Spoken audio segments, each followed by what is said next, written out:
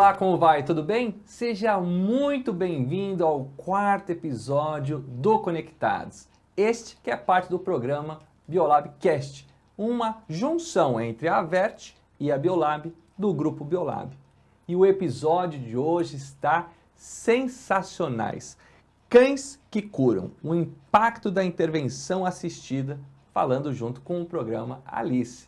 Meu nome é Luiz Dickmann, sou médico psiquiatra.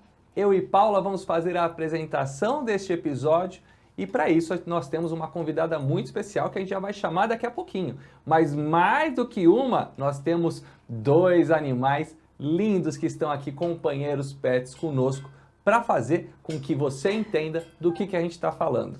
Meu nome é Luiz Dickmann, estou vestido preto e estou aqui no ambiente com uma TV do lado, um ambiente entre 3 pessoas, tá? Paula, por favor, se apresente.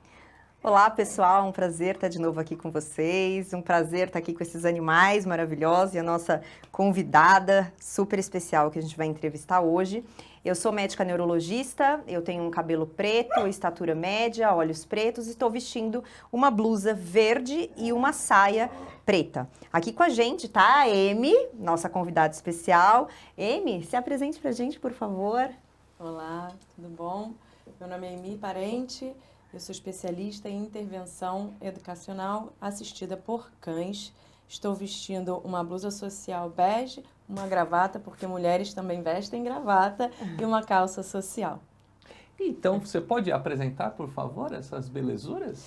Esse é o Albert, né, o nosso primeiro cãozinho de intervenção. Albert é quem me trouxe a ideia de montar o programa Alice, né, a nossa empresa baseada em educação e intervenção com cães. Essa é a Alice, a nossa estrela, que ela veio propositalmente para a gente perpetuar o nosso propósito do programa Alice. Vem aqui, Alice, vire para as câmeras, diga um oi. Olha que coisa linda, gente.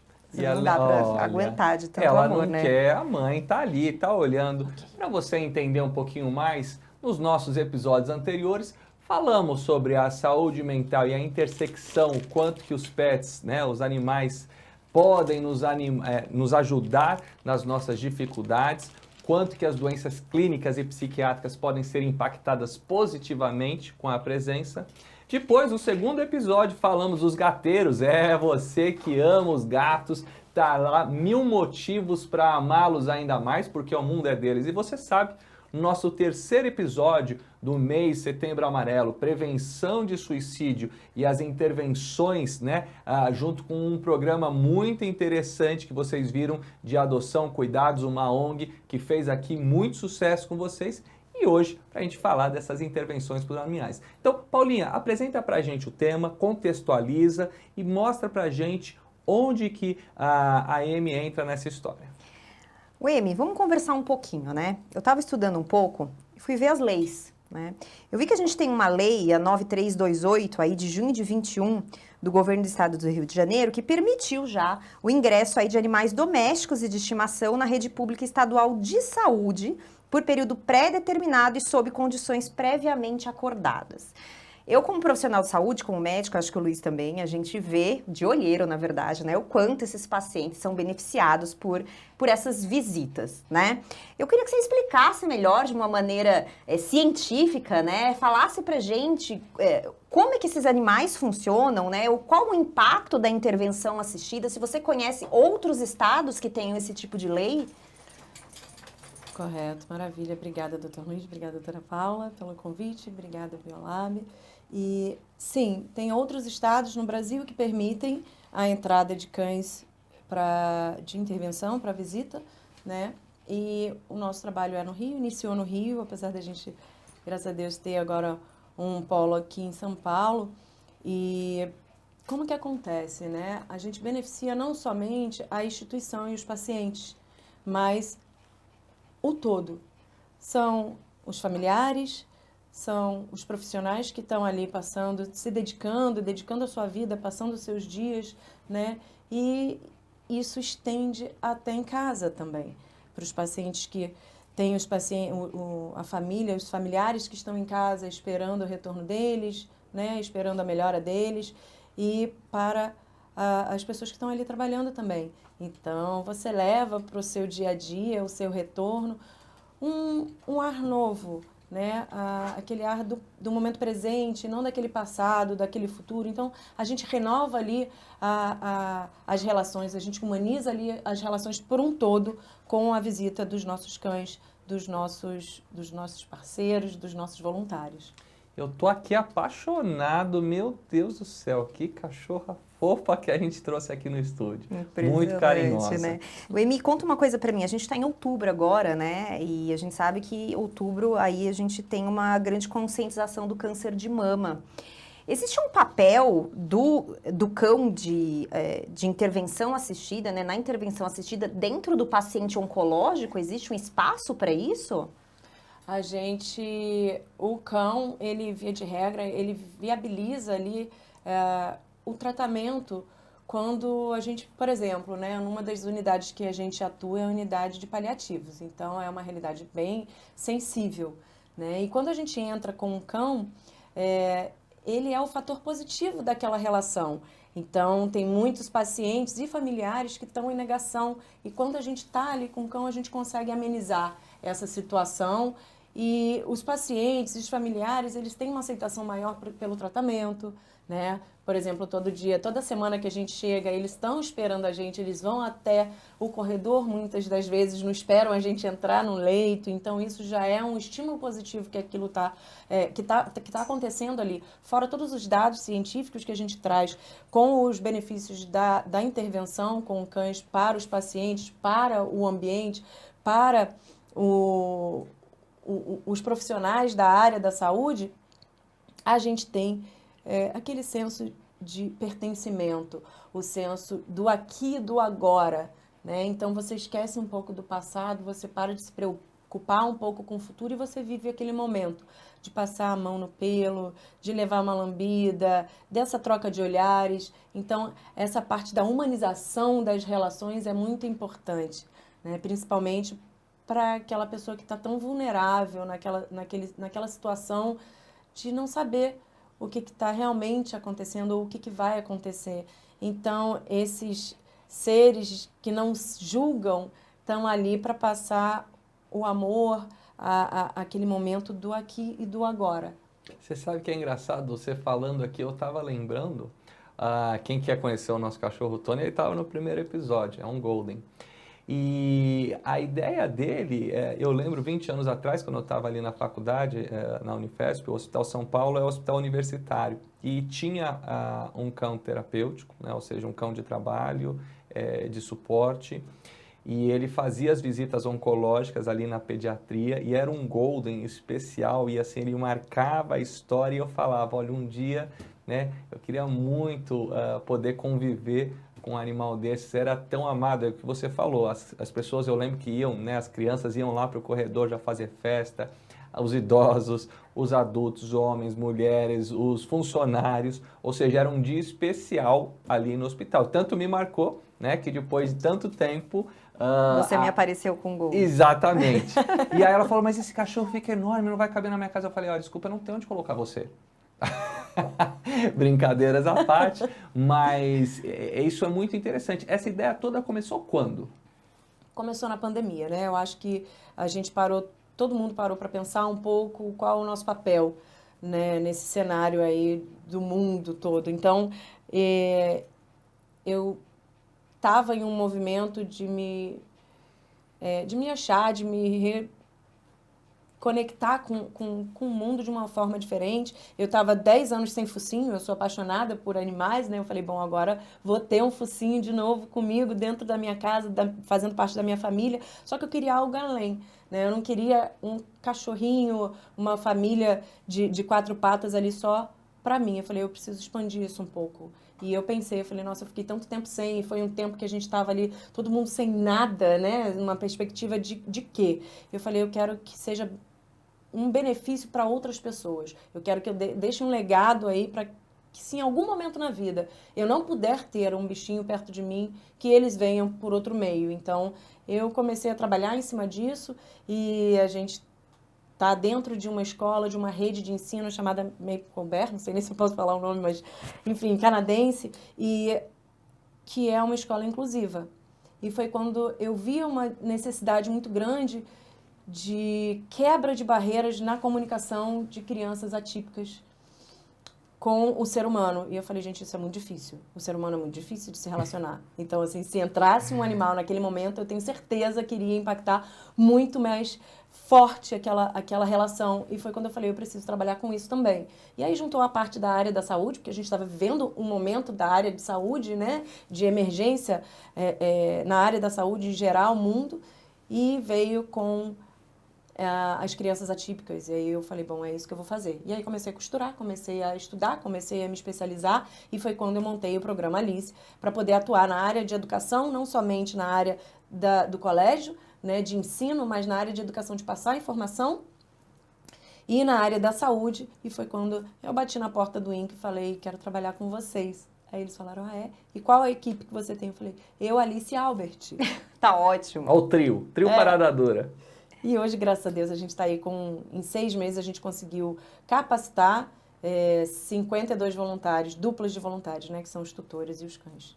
Olha que demais. Como é que é essa atuação, né? É uma coisa que as pessoas que estão aí assistindo, que eu tinha muita curiosidade, hoje eu estou matando a minha curiosidade de saber, né? Porque a gente luta muito contra a banalização, né, de termos, contra os usos indevidos, contra aquilo que é de fato um trabalho sério, um trabalho com propósito, onde a gente de fato vai buscar, né, uma ajuda para quem precisa, e a gente tem um papel a mais, além do amor incondicional que a gente está em busca de uma função adicional na área de saúde, por exemplo.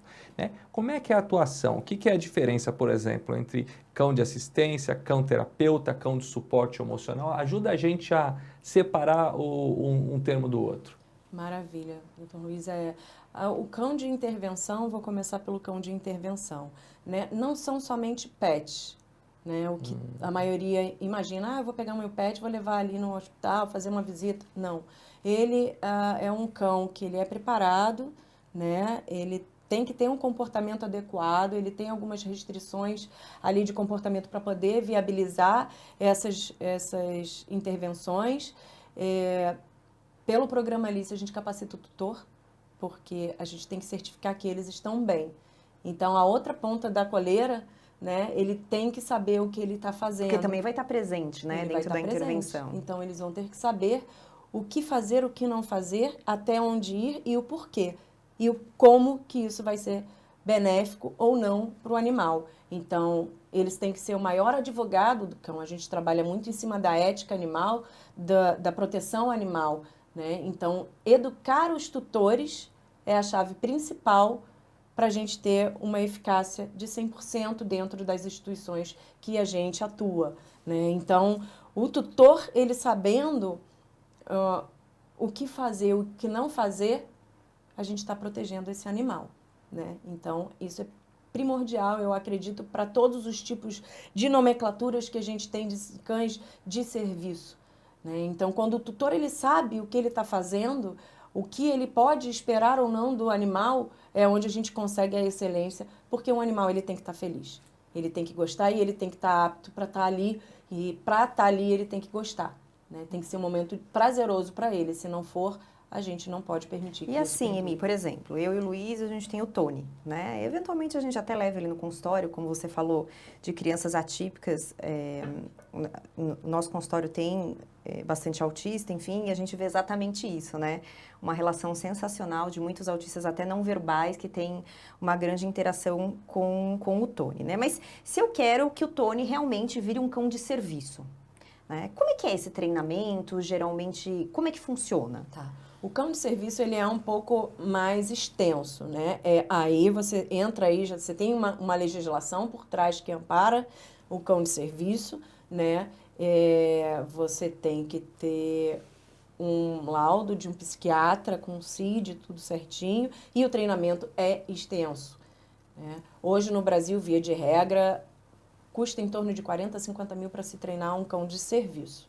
Tá? A gente vai trazer, aí a gente está trazendo uma inovação, uma novidade no Brasil, não existe, que a gente está trazendo com um custo bem mais em conta de uma certificação internacional, onde o tutor treina o próprio cão é claro que a gente vai ter especialistas trabalhando junto para a avaliação desse animal. E o custo vai vir muito abaixo, tá? Depois eu posso até divulgar isso, não sei se vem ao caso. Mas o nosso propósito é viabilizar para famílias atípicas e que têm necessidade de ter um cão de serviço, ter esse cão de serviço, é claro, com toda a segurança possível para o cão. Então, o tutor, ele vai estar sendo treinado também, tá? E a gente tem também cães de assistência, são cães, um outro treinamento também, que são cães de assistência médica. Viralizou, há um tempo atrás, uma Border Collie que subiu na geladeira para pegar o remédio dessa tutora, a tutora estava tendo convulsão. Tá? Então, são cães treinados para aquele tutor. Então, é um outro tipo de treinamento. A gente tem os cães de apoio emocional, que são muito necessários, porém, não vejo treinamento para esses animais, então é algo a ser discutido. Acho que a gente pode fazer um programa só falando sobre cães de apoio emocional. Tá? E tem os cães de intervenção, que são cães treinados, e os tutores são treinados também para que eles possam atuar. Emi, um cão de suporte emocional, um cão de assistência, um cão de serviço, eles podem ser cães de intervenção? Via de regra, não. Por quê? Porque eles não podem acumular funções. Veja bem, se um cão de serviço, ele está focado no tutor, né? Como que dentro da intervenção ele vai conseguir focar nos pacientes, nos alunos, no corporativo, se ele está focado no tutor? Então, é um processo que alguns cães de serviço que estão em processo de aposentadoria podem vir a ser cães de intervenção. Pode. E aí a gente faz um outro tipo de treinamento. Ele migra. Ele migra, porque às vezes um cão de serviço que tem 2, 3 anos é um cão jovem, mas que ele pode ter aí, por exemplo, uma tendência à displasia. Opa, é um alerta vermelho. A gente vai ter que trabalhar aquele cão para ele ir para uma aposentadoria, porque vai ficar muito puxado para ele ser um cão de serviço. Né? Então, como que a gente faz? Ele vai sentir, porque ele tem uma diária muito puxada ali de trabalho. E aí ele ser um cão de intervenção é muito bom para ele e talvez até para o tutor. Então, a gente pode fazer essa migrar, mas não no mesmo momento, porque esse cão ele vai ficar, 1, sobrecarregado, 2, confuso. Né? Eu devo ficar com o meu tutor ou eu devo... O que eu estou fazendo aqui com outras pessoas? Então, a gente Mas no tem que caso, mudar. então, pelo que eu estou entendendo, o treinamento do tutor, ele vem no cão de intervenção, que é onde ele vai, por exemplo, num hospital e vai fazer algo com um paciente ou numa escola, tem uma atividade extra que não com o tutor, é isso? Via de regra, eu acredito que todos os tutores tenham que fazer um curso. O ideal, né? Seria o ideal. Tá. Porque quando eles entendem do início ao fim o processo de qualquer treinamento daquele cão, daquele animal, ele viabiliza a proteção e ética com aquele animal. Sim, com né? certeza. Então, raramente aquele animal ele vai ter algum abuso, algum maus tratos, né? Passar de algum limite, porque a gente vai estar atento. Por exemplo, no programa Alice, o nosso grupo de voluntariado, ele tem um contato muito próximo com os nossos coordenadores, comigo. Então, a gente está sempre atento aonde que aquele animal pode estar necessitando de algo. Né? Então, a gente está sempre ali e fazendo a reciclagem também do treinamento. A gente está sempre dando munições para os nossos voluntários de informações recentes, o que há de mais novo, tanto em proteção animal, ética animal, direito animal, né? Intervenções, cães de serviço, de assistência que a gente consegue passar de exemplo para eles poderem E cadê a Alice aí, Emi, que você contou para mim que, na verdade, ela é embaixadora do projeto Terry Fox Run. Conta um pouquinho pra gente o que é esse projeto, essa estrela, né? A nossa estrela, na verdade, ela tá tirando um cochilo, gente. Tá bom, né? Cansou. É muito cansativo ser estrela. Então, isso é muito bacana, doutora, que graças a Deus aí a gente está crescendo bastante, está conseguindo impactar muito todas as pessoas. E com esse amor que a gente tem pelo INCA Voluntários, né? E essa corrida contra o câncer, a gente foi convidada a participar da corrida Terry Fox, que vai ter no Rio de Janeiro, dia 29 de setembro, e eles são embaixadores. Então, a gente está trazendo essa família multiespécie para conscientizar sobre a importância da corrida contra o câncer, né? Então, a gente está trazendo os nossos voluntários, a gente está trazendo os nossos parceiros para ajudar na causa, e o que é mais legal é que todo o valor das inscrições são revertidas para uma instituição do câncer. Então, a gente está dando aí, a gente realmente atua na prática de todas as formas na luta contra o câncer. Então, o Albert também é embaixador. O Albert também é nossa. embaixador. Desculpa, Albert, deixei Os de dois deixar são você de fora. embaixadores. Aí vamos lá, você está falando da intervenção e a gente vê, né, que isso tem tomado o assunto na mídia, as pessoas têm falado mais, né? A Simone Biles ficou ali, né, famoso cão, o Beacon, né? Beacon. Beacon. É, O que acompanha e tem ajudado muito no serviço, ou seja, ganha uma proporção. Houve um crescimento de fato da área, você que está mergulhado, estudando, acompanhando isso, as pessoas procuram por quê, as pessoas têm já ideia de fato do que é, ou elas chegam completamente perdidas. Fala um pouquinho desse cenário. Tá tendo uma procura muito grande, né? Eu acho que desde a pandemia, é fato, cresceu muito o número de tutores que adquiriram uma família multiespécie, né? Um animal dentro da sua família como família. No Brasil, o Rio de Janeiro e São Paulo são os maiores adeptos do mercado pet. O Brasil é o terceiro maior país que consome mercado pet no mundo. Então, assim, a gente está falando por volta de 70 bilhões de reais. É muito dinheiro.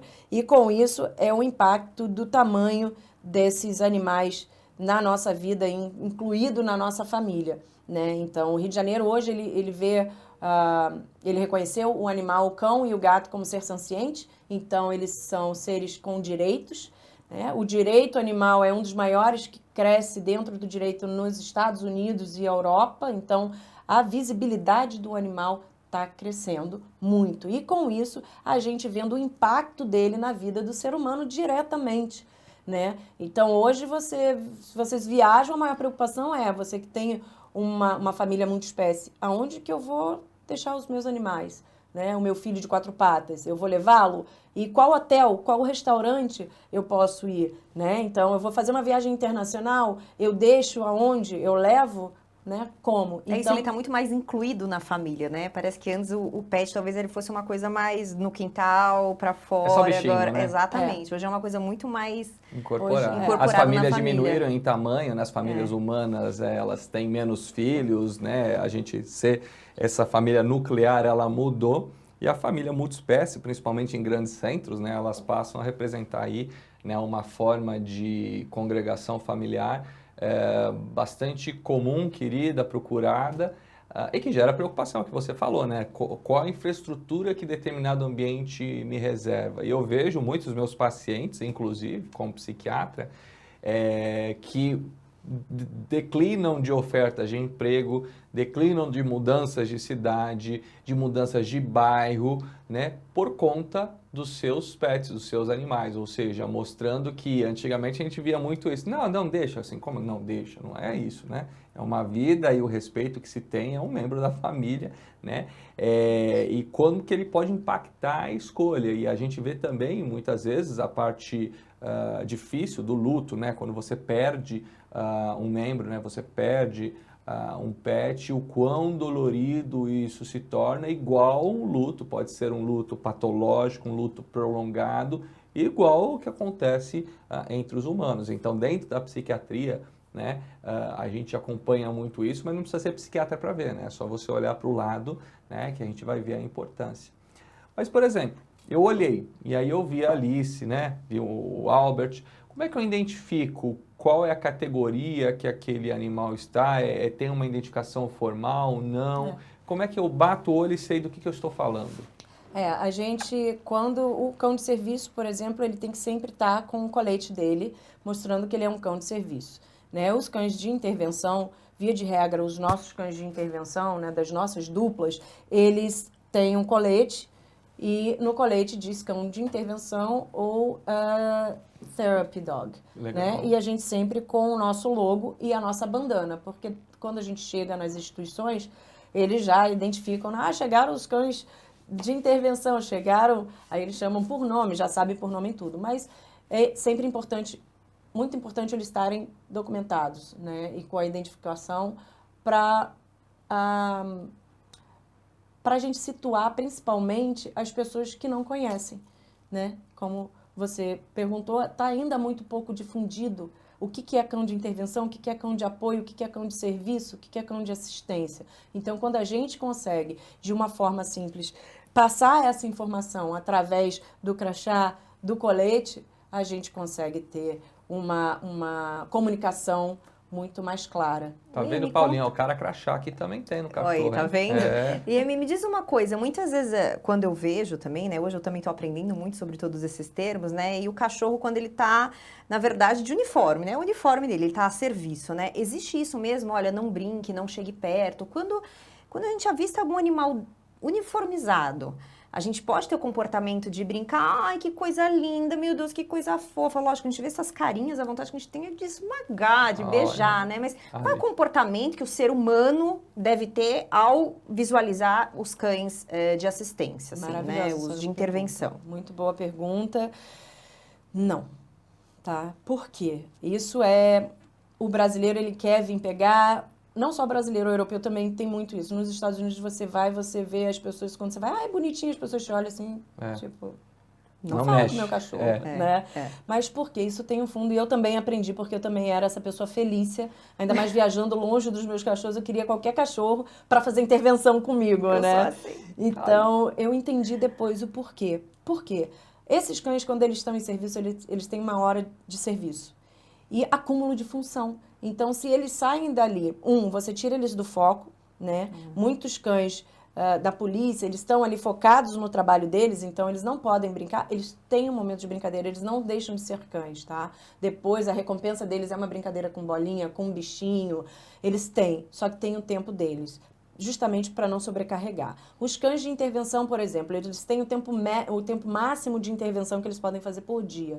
Então, quando eles estão saindo, eles ficam 2h30 só no hospital, fazendo a intervenção. Ali eles estão 2h30, mas às vezes eles ficam 1 hora para ir, 1 hora para vir. Então, são 4h30. Se dali eu saio, vou no shopping, vou no mercado e vem uma pessoa e fala... ele está sendo sobrecarregado. O animal, ele sempre vai ter um perfil de comportamento que ele vai estar querendo brincar, que ele vai estar querendo interagir. Só que lá na frente, depois, isso vai acumular muito para ele. Então, via de regra, quando os meus voluntários eles estão saindo ou indo para o hospital, eu falo, gente, terminou? Casa. Porque eles precisam descansar. Né? Então, quando você tem no colete ali, não toque, porque realmente você pode sobrecarregar aquele animal. A Alice tem? Né?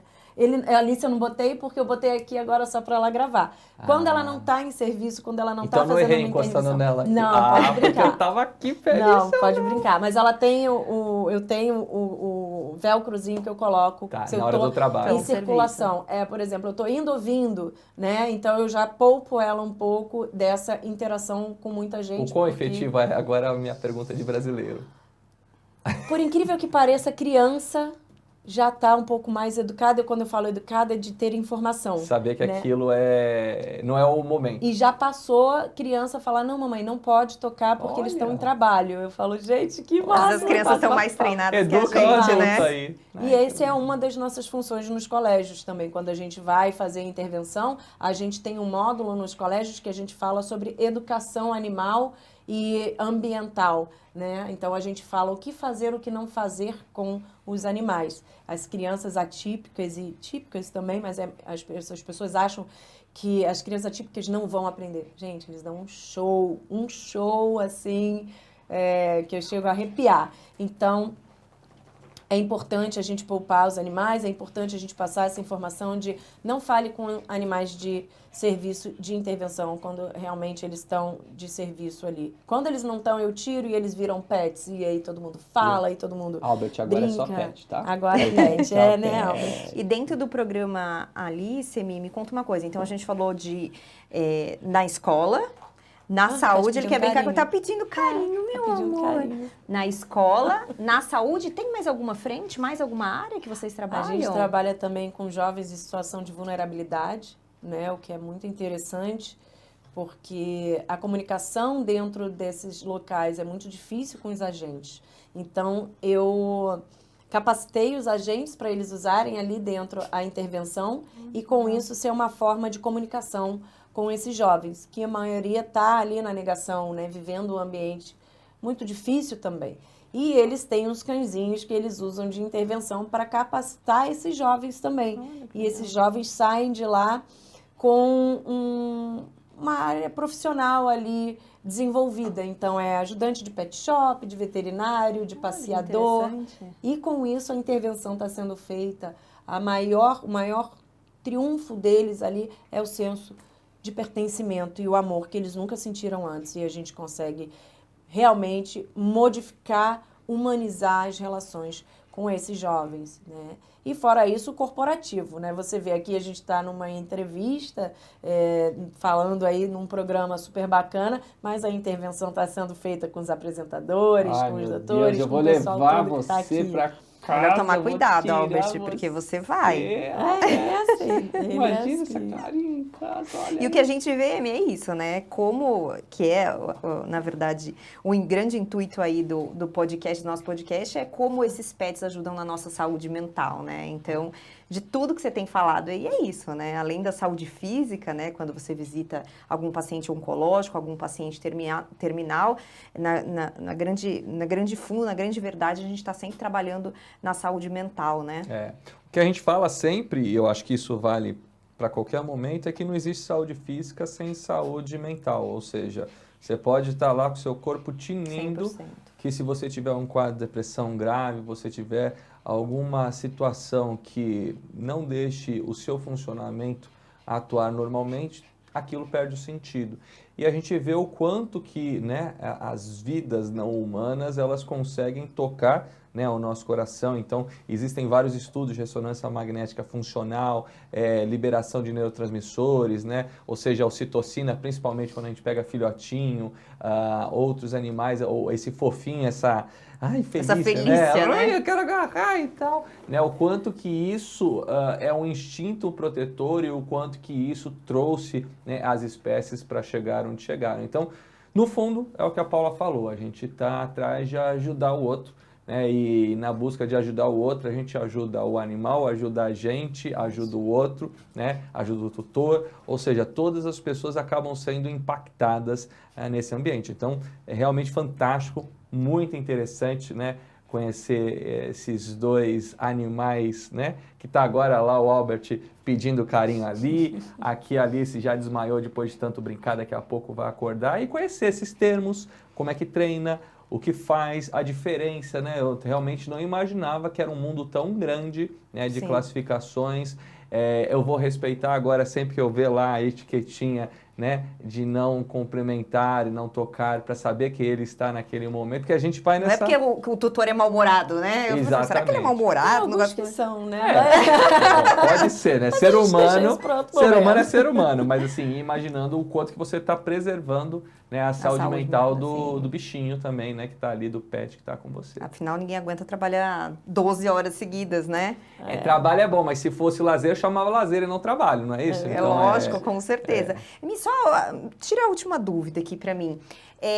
A gente conversou um pouquinho de como é o trabalho deles dentro de um hospital. O trabalho, por exemplo, dentro de casa. Se você tem um treinamento para um cão de intervenção, por exemplo, com uma criança neuroatípica, né? Que ele vai estar ali dentro daquela casa. O treinamento é diferente desse animal? O treinamento do tutor é diferente?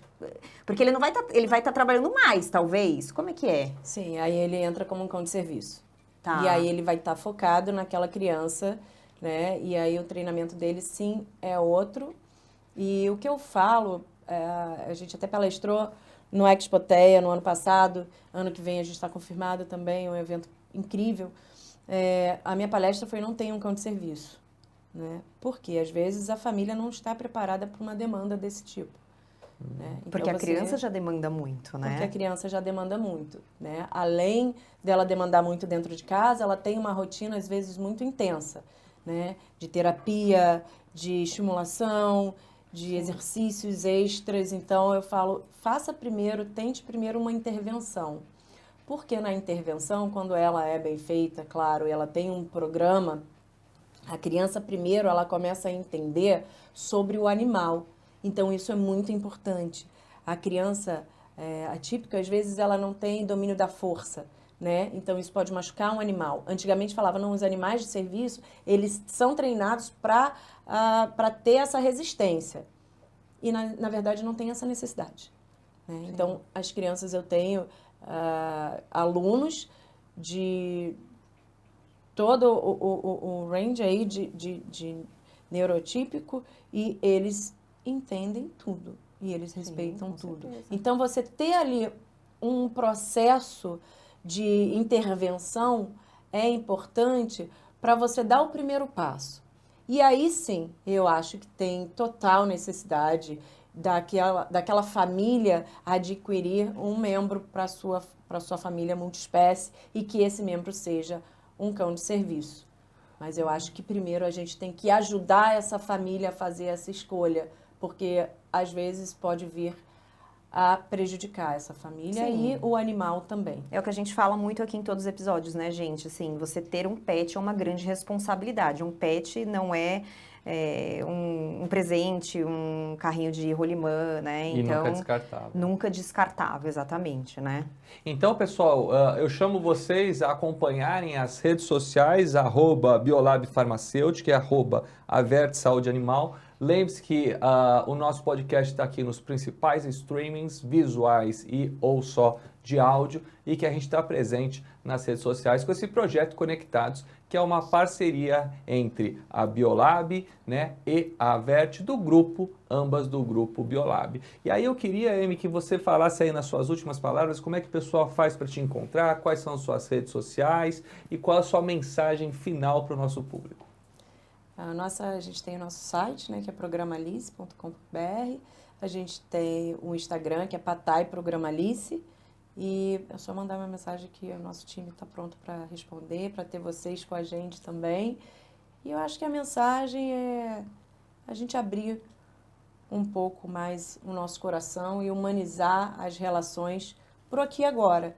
Então, esses seres sensacionais, hoje aqui os cães, mas todos os animais, eles têm um papel muito maior na nossa vida, na vida de todos os humanos, né, da humanidade, que é trazer o amor e deixar a gente viver o momento presente. Não é a gente se preocupar com o momento passado e nem muito com o futuro, mas a gente viver o hoje, que sem hoje a gente não vai para lugar nenhum. Né?